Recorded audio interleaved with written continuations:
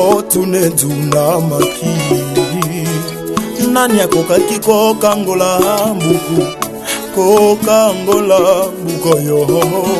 bampaka mikela mumba kokaki te kokangola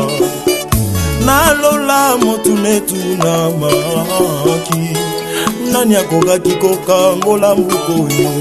kokangola mbuko yo mikela mumba kokaki te kokangola kimia likolo na mabele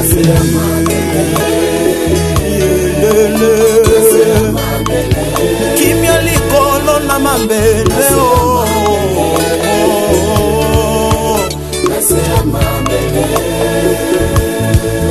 esengwe mati nakati ya motema na ngai motema ya mawa komona ndenge mwana mobali oyo andima kolata liwa soni pasi na ngai esengo emati nakati ya motema na ngai ayo komona ndenge mwana mpate na nzambe andima kofuta nyongo na ngai andima kibasete moto bazobeta nde mokonzi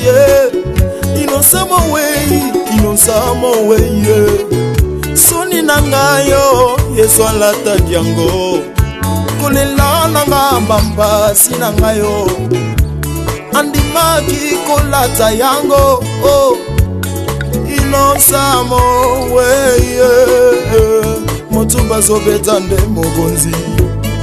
Isaka tunaki papa na ye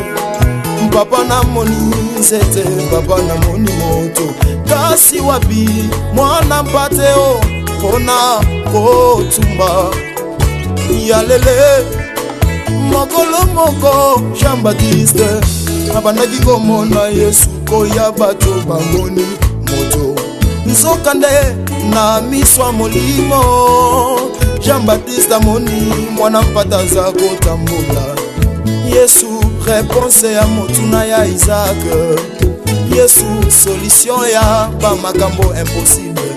Yesu eyano na ngai mbika mwana ngai nyonso na ngai ezayo boswa nyonso botikelanga moninga na ngayo ya motema aye moninga ya motema akobwaka kaide halele lelele yelele mokile lobi ezali na molingo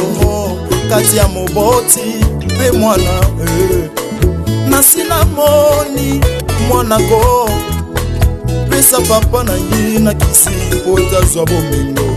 nasina moni mama peo ko pesa mwana na ye na kisi pota zwa bomengo webi bolingo webi bolingo webi bolingo webi bolingo mbitanza je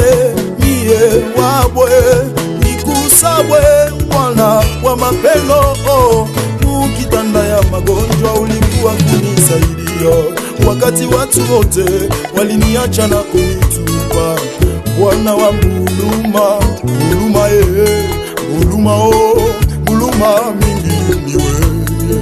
Mungu wa mapendo hawachaki bako batoto Mungu wa buluma nakupenda sana Yesu ya motema Yesu Zambe monene, zambe yankembo Lelele, ayo, ayo Zambe ya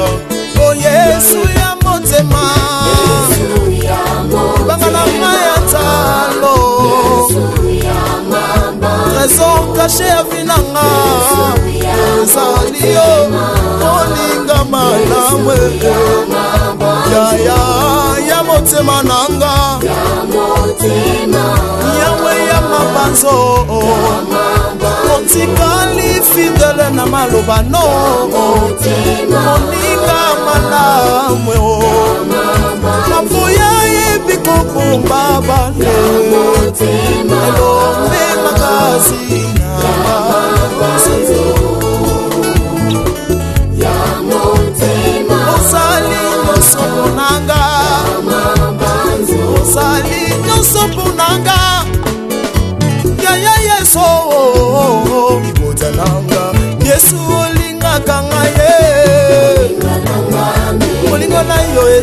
suka